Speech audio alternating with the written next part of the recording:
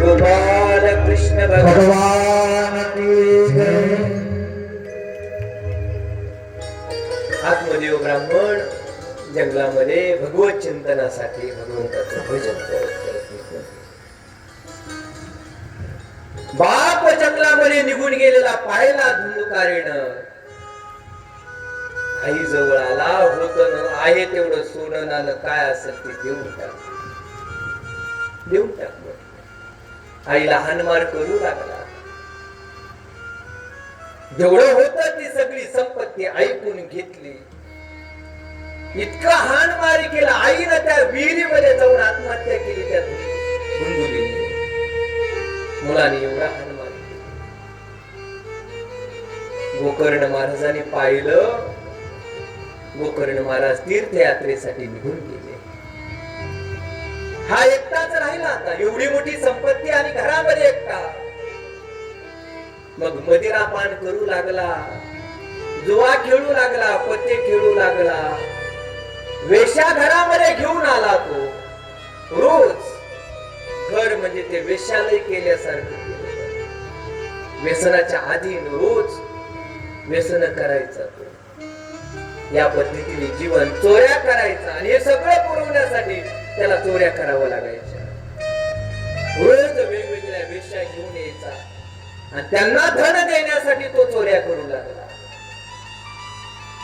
एक दिवशी त्यानं एवढी चोरी करून आणली, एवढी मोठी संपत्ती घेऊन आला।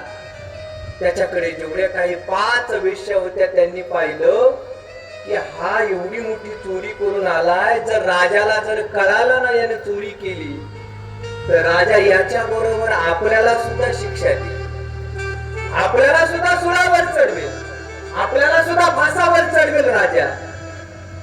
जेवढ्या काही वेश्या होत्या त्यांनी त्याला मदिराच पाजली, सगळे एवढी पाजली की त्याला काही सुधरतच नव्हतं। पलंगाला बांधलं त्याला आणि बांधल्याच्या नंतर त्याला हानमार करू लागल्या, मारू लागल्या, त्याचा गळा दाबू लागला, त्याचा जीव जात नव्हता। मदिरा पाजली, गळा दाबू लागल्या तरी त्याचा जीव जात नाहीये। दोघींनी काय केलं, घरामध्ये विस्तव होता चुलीमध्ये ठेवलेला, असा कटोऱ्यामध्ये विस्तव आणला आणि त्याच्या तोंडामध्ये भरला। त्या दोघी दाह झाला शरीराचा, स्वतःचा प्राण सोडून द्यावा लागला त्या धुंदुकारीला। जेवढ्या ह्या वेश्या होत्या धनासाठी त्या धुंदुकारीचा प्राण घेतला, त्या धुंदुकारीला मारलं त्याने आणि जेवढं धन होतं तेवढं सगळे सगळे घेऊन पसार झाले, लंपास झाले। बातमी कळाली गोकर्ण महाराजांना की आपले भाऊही मरण पावला, आपली आई मरण पावली। गोकर्ण महाराजांनी प्रयागराज या ठिकाणी पिंडदान केलं, आपल्या भावाचं पिंडदान केलं, आईचं पिंडदान केलं। तीर्थक्षेत्रावर जाऊन पिंडदान करून आले। गावी आल्याच्या नंतर घरी आले आणि घरी आल्याच्या नंतर रात्रीच्याला झोपल्याच्या नंतर गोकर्ण महाराज झोपेमध्ये असताना झोपलेले होते।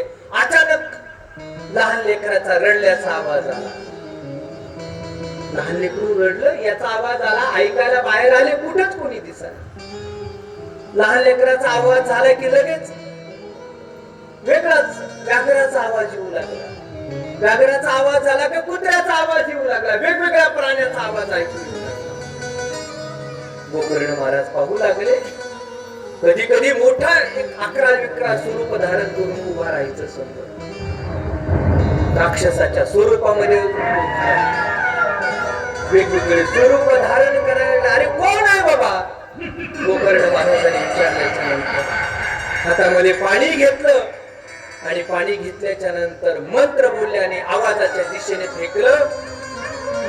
समोर एक पिशाची योनीमध्ये उभा असलेला समोर, अरे कोण आहेस म्हटलं।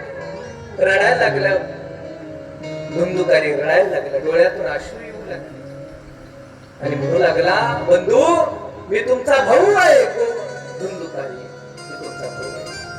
अरे तुझ्यासाठी तर मी प्रयागराजला मी पिंडदान केलंय, पितृगयाला सुद्धा गेलो, तिथं सुद्धा पिंडदान केलं, तुला मोक्ष मिळाला नाही म्हटलं। प्रयागराजला पिंडदान करून मला मोक्ष मोक्ष मिळावा असा इतका लहान पापी नाहीये म्हटलं मी मोठा पापी म्हटले. एवढीशाने एका पिंडदानाने मी मोक्ष गतीला प्राप्त होण्याचं एवढं साधं पाप नाहीये बाबा. गोकर्ण महाराजांनी जवळपास उभा होता धुंदकारी. काय करावं, काहीतरी उपाय करा आणि मला या पिशाची योनीतून मला मुक्त करा. माझ्यासाठी काहीतरी उपाय करा. मी तुम्हाला शरण आलो आहे. मी तुमची शरणागती करत आहे. ठीक आहे म्हटले. आता तू जा म्हटले. उद्या सकाळी मी तुला सांगतो. मला आज विश्रांती घेऊ दे. आजची रात्रीच्याला मी पूर्ण विचार करतो आणि उद्या सकाळी तुझ्या मोक्ष गतीचा मार्ग नक्कीच शोधून काढेल. गोकर्ण महाराज रात्रीची विश्रांती घेऊ लागले आणि सूर्योदय झाल्याच्या नंतर सगळ्याला विचारलं आणि विचारल्याच्या नंतर कोणीच मार्ग सांगायला तयार नाही. सूर्य भगवानाला अर्घ्य दिला आणि सूर्य भगवानाला मार्ग विचारला की धुंदकारी पिशाची योनीमध्ये गेलेला आहे, त्याला मोक्ष गती प्राप्त करण्यासाठी काय करावं. तर सूर्य भगवान नारायणाने सांगितलं, जर धुंदुकारीसाठी मोक्ष गती जर करायची असेल तर श्रीमद भागवत महापुराण त्याला ऐकवा. तो आपोआप मोक्ष गतीला प्राप्त होईल. ज्यावेळी श्रीमद भागवत महापुराण हा शब्द ऐकल्याच्या नंतर गोकर्ण महाराजांच्या मुखातून शब्द बाहेर पडला, श्रीमद भागवत महापुराण की जय. 7 दिवसासाठी आयोजन करायला सुरुवात केली गोकर्ण महाराजांनी. श्रीमद भागवत कथेचं महापुराणाचं आयोजन केलं गोकर्ण महाराजांनी. गावातली सगळीच परिसरातली सगळी मंडळी मग भागवत ऐकण्यासाठी आली. धुंदुकारी उपस्थित राहिला. गोकर्ण महाराजांना हात जोडून उभा राहिला. धुंदुकारी कुठं थांबू म्हटली, मला बसण्यासाठी जागा कुठे.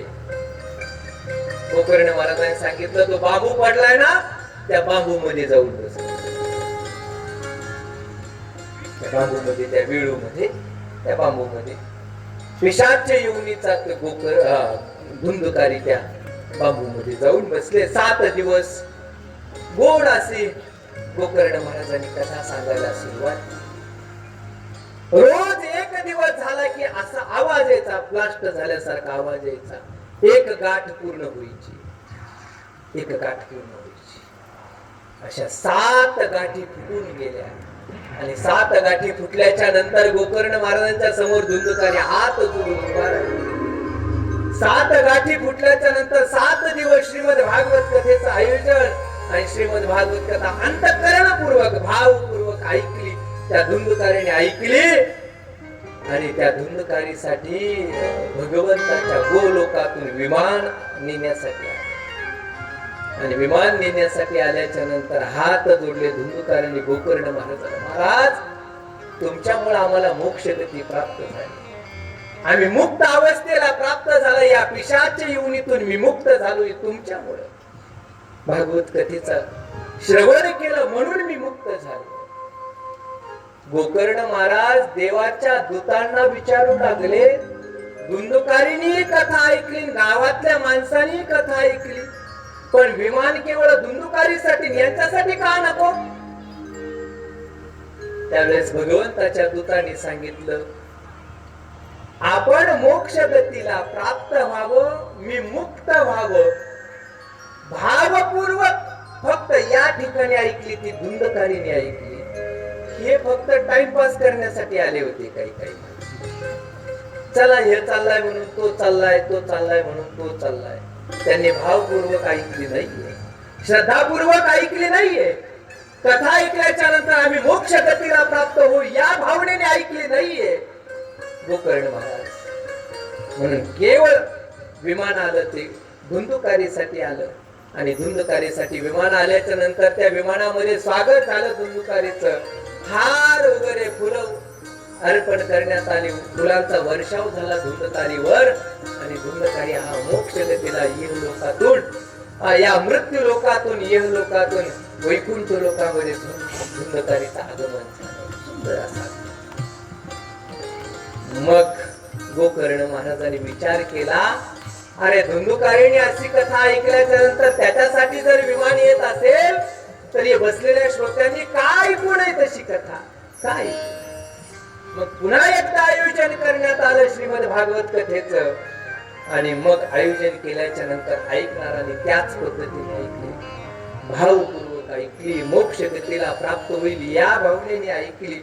आणि या भावनेने ऐकल्याच्या नंतर मग भगवंताची सगळी विमानं, या जेवढी काही माणसं होती या सगळ्यांसाठी विमानं आली आणि सगळ्यांना वैकुंठ लोकांना गोलोकामध्ये घेऊन गेली सगळ्यांची.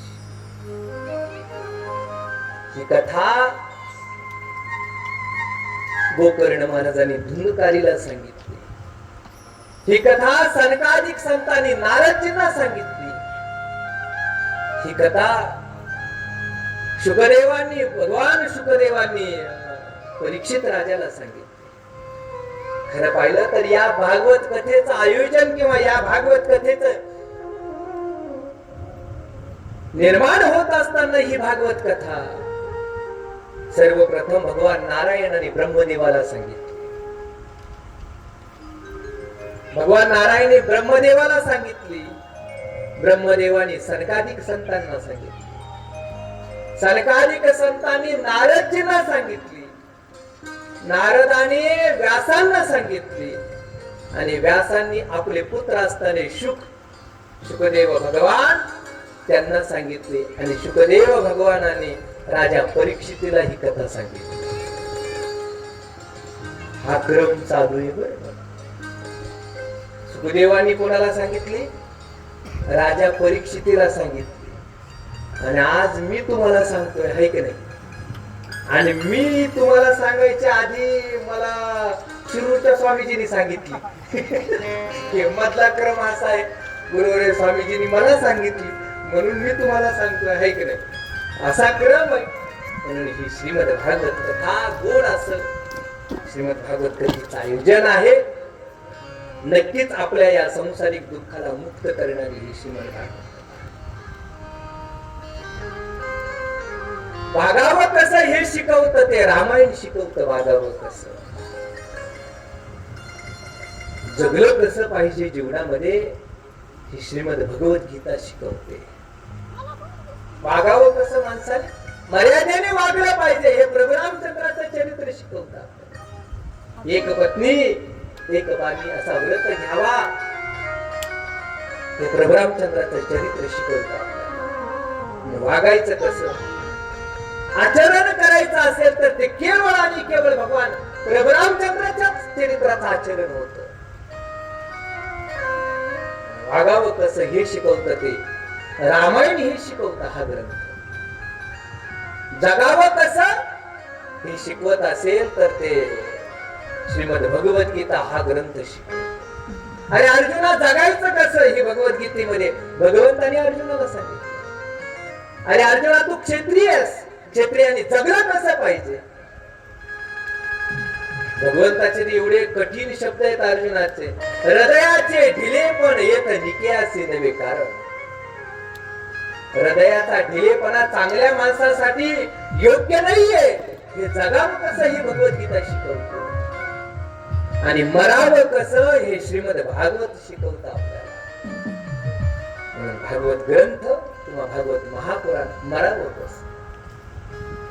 7 दिवसामध्ये मृत्यू आहे राजा परीक्षितीला. केवळ राजा परीक्षितीला 7 दिवसात मृत्यू आहे असं समजू नका. इथं जमलेल्या प्रत्येक माणसाला 7 दिवसातच मृत्यू. नक्कीच आज आपण या भागवत कथेच्या प्रारंभासाठी उशीर झाला सुरू करण्यासाठी, कारण फुलाचा दिवस होता. माणसं तरी पहिल्या दिवसाच्या मानाने बहुसंख्य माता मावल्या आहेत. उद्याच्याला नक्कीच आपण जर इथं बसलेली माणसं प्रत्येकाने एक एक माणूस घेऊन यायचा बरं का. सोपं सांगतो तुम्हाला, आदर्श घ्यायचा. दत्तानी 24 गुरु केले होते. आपल्याला कथेमध्ये येणारच आहे पुढे. दत्त भगवानाचे किती गुरु होते? 24 गुरु होते. ते गुरु करत असताना प्रत्येकाचा एक आदर्श घेतला होता. मग त्यांनी मधमाशीला गुरु केलं होतं, वेश्येला गुरु केलं होतं, झाडाला गुरु केलं, हे सगळं नदीला सुद्धा गुरु केलं, हे सगळं गुरु आहे. पृथ्वीला सुद्धा गुरु केलं. या पृथ्वीतून कोणता गुण घेतला तर क्षमा हा गुण घेतला दत्त महाराजांनी. किती जण लाथा मारतात तिला, किती जण लोक माणसं आता तर 600 फूट वर घ्यायला. तिची छाती ही छिन्न विछिन्न करणच आहे ना त्या पृथ्वीची. मोठमोठ्या विहिरी खांदतात, मोठमोठ्या ब्लास्टिंग केली जाते. त्या पृथ्वीला किती दुःख होत असेल, किती हानी होती, पण करत राहतात माणसं. तिच्याकडून त्या पृथ्वीकडून गुण घेतला दत्त महाराजांनी, क्षमा हा गुण घेतला. जसं दत्त महाराजांनी 24 गुरु केले, पण वेगवेगळे गुण घेतले म्हणून त्यांना गुरु म्हटलं. तसं आपण एक दारुड्याकडून एक गुण घ्यायचा. दारुड्याकडून त्याला सुद्धा गुरु करा, जाऊ द्या तर ते पुरतं तरी करा. दारुड्याकडून कोणता गुण घ्यावा? तो एकटा कधी दारू प्यायला जात नाही, हा तरी गुण घ्या. तो जोडीदार घेऊन जातो. मग जर दारू पिण्यासाठी तो एकटा जात नाही, मग कथा ऐकण्यासाठी एकट्याने कसं यावं का नाही? दोघांनी आलं पाहिजे. जर एक आला असेल तर दुसऱ्याला सुद्धा, चल बाबा आज आपल्या गावामध्ये भागवत कथा आहे, महाराजांची कथा आहे, आपण नक्की श्रीमद भागवत कथा ऐकायला गेलं पाहिजे. नक्कीच या भावनेने प्रत्येकाने उद्याच्याला एक एक माणूस वाढला पाहिजे. माता मौल्या हो, सगळे जेवढे आपले पुरुष मंडळी असतील ते सगळ्याला घेऊन या. गावातले जेवढी काही माणसं असतील आनंद घेऊ आपण कथेचा. एक सांगू का तुम्हाला, सोपं सांगतो. आमची ही सगळी महाराज मंडळी, यांना आल्या सांगितलं, भागवताला माणसं समोर कुणी नसलं तरी भागवत होणार, एवढं लक्षात ठेवा. निर्णय घेतलाय आपण तेव्हा. करायचा असा निर्णय घेतलेला आहे. त्याच्यामुळे माणसं येत नाही तर नाही येऊ, हे भागवत होणार ते केवळ भगवान श्रीकृष्णासाठी भागवत कथा होणार, भगवंतासाठी ही कथा होणार आहे, नक्की होणार आहे. म्हणून आपण सगळीच मंडळी आवर्जून यावं आणि उद्याच्याला जेवढी माणसं येतील तेवढे नक्की यावं. आणि आयोजक मंडळी जी आहेत त्यांना सांगणे, उद्याच्याला आज जेवढ्या जोड्या इथं उपस्थित असतील त्यांना आरतीसाठी प्रत्येकाने आपण आपली जोडी घेऊन उभा राहावं. आणि आरतीचं यानंतर आरती होईल आणि आरती झाल्याच्या नंतर आपल्याला या कथेतून आपल्याला जाण्यासाठी मुभा आहे. म्हणून एकदा भगवंताचं भजन, आणि भगवंताचं भजन झाल्याच्या नंतर आरती होईल आणि आरती झाल्याच्या नंतर कथा समाप्तीच्या दिशेने चाल. म्हणून नक्कीच उद्याच्याला आरतीचं ताट घेऊन या. उद्याच्या सूचना सांगतो. उद्याच्याला माता मौल्यांनी प्रति